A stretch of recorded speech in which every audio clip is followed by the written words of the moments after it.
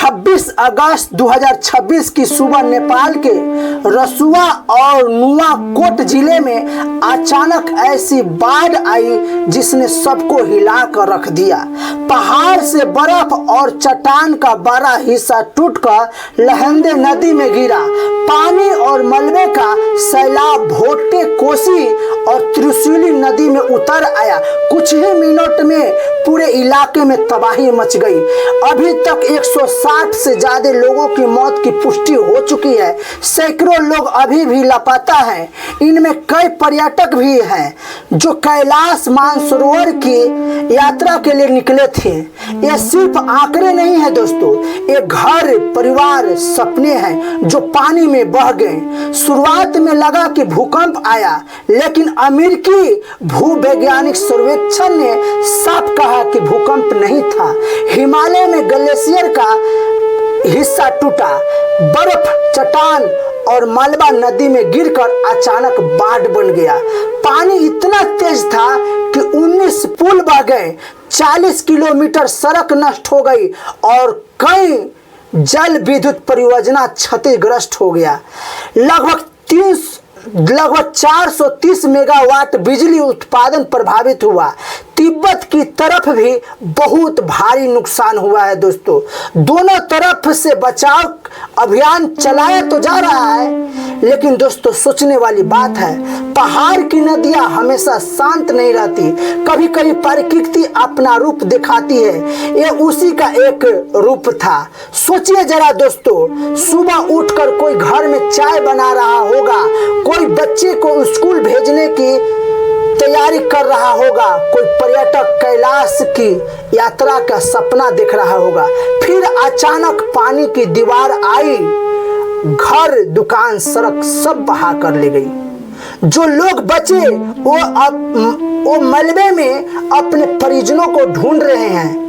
Helicopter उड़ रहे हैं, सेना और पुलिस बचाव में जुटे हुए हैं, लेकिन पहाड़ों में हर मिनट मुश्किल होता है दोस्तों, जान जोखिम में होता है।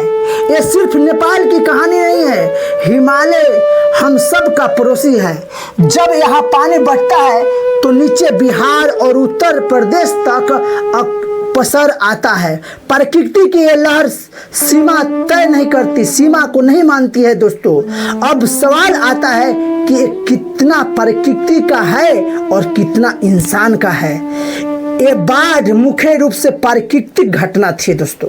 ग्लेशियर टूटना, मलबा गिरना, नदी का अचानक उफान, ये हिमालय में कभी कभी होते रहता है। जलवायु परिवर्तन से ग्लेशियर कमजोर हो रहे हैं, ये बात वैज्ञानिक बताते रहते हैं, लेकिन इस घटना का सीधा कारण ग्लेशियर का पतन था। सरकार की भूमिका बचाव और राहत में है। प्रधानमंत्री ने सेना और पुलिस को तैनात किया, हेलीकॉप्टर भेजे, लोगों को सुरक्षित जगह पर ले जाने के आदेश दिए। पड़ोसी देश भी मदद में जुटे हुए हैं, लेकिन प्रकृति के सामने कोई भी सरकार पूरी तरह से तैयार नहीं रह सकती है। पहाड़ में हर नदी, हर घाटी को 24 घंटे निगरानी में रखना आसान नहीं। चेतावनी व्यवस्था हो, राहत तेज हो जरूरी है, लेकिन जब पहाड़ खुद हिल जाए तो नुकसान होना दोस्तों तय है।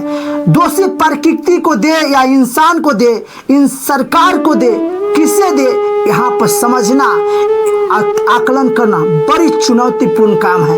आपदा कभी कह कर नहीं आती है। अभी भी कई परिवार अपने लोगों का इंतजार कर रहे हैं दोस्तों। राहत का काम तो जारी है। हम सब सिर्फ यही प्रार्थना कर सकते हैं कि जो लोग लापता हुए हैं वो सुरक्षित मिले और वो अपने परिवार वाले से मिल पाए। यही हम लोग प्रार्थना कर सकते हैं। प्रकृति कभी कभी अपना रूप ऐसा दिखाती है, देखकर रुआ सिहर जाता है। हमें सिर्फ सतर्क रहना है, एक दूसरे की मदद करनी है। हिमालय की इन नदियों का सामना हम और आप कितना भी व्यवस्था कर ले, लेकिन नहीं कर पाएंगे। बहुत चुनौतीपूर्ण काम होता है दोस्तों, प्रकृति से जूझना, प्रकृति का सामना करना। बाकी दोस्तों इस घटना को लेकर, इस बाढ़ को लेकर, इस आपदा को लेकर आप क्या सोचते हैं, कमेंट्स में जरूर बताना।